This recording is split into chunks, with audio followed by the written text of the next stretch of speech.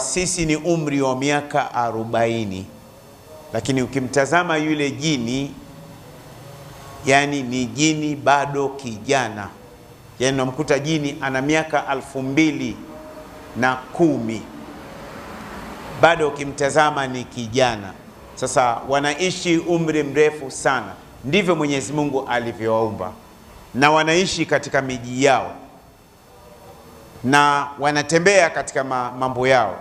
Katika moja visa ambavyo nimesimuliwa na mwanafunzi wangu mtu mzima katika darasa langu nyumbani.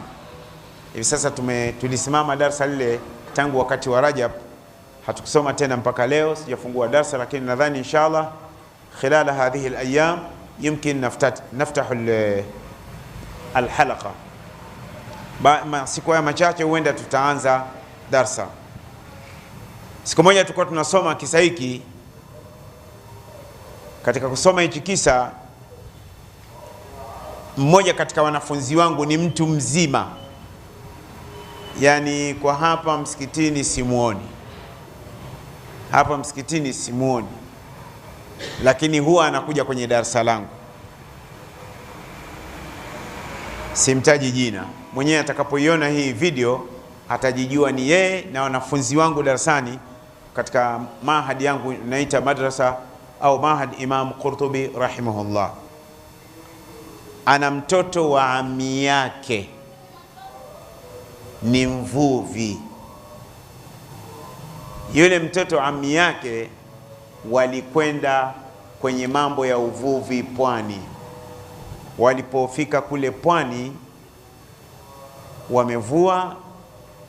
Baada ya kuvua wamerudi, basi akatokea mtu mmoja akaambia, naomba mimi na mzigo wangu mnipelekee nyumbani, lakini ni pwani. Akaambia sawa.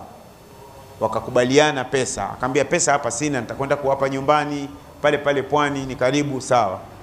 Akaingia kwenye chombo. Hii amenisimulia mwanafunzi wangu, sasa kumtaja jina. Alipoingia wamekwenda, walipofika katikati ya bahari, yule bwana akaambia, mimi nimeshafika nyumbani, nataka nishushe mzigo. Naona shughuli hiyo katikati ya bahari, kama vile pale Msasani pale, mtu anakuambia bwana, mimi niache hapa, nishafika nyumbani. Si unaweza ukakimbia? Utakimbia? Akaambia bwana, mimi nimefika. Akaambia mbona kuna maji? Akaambia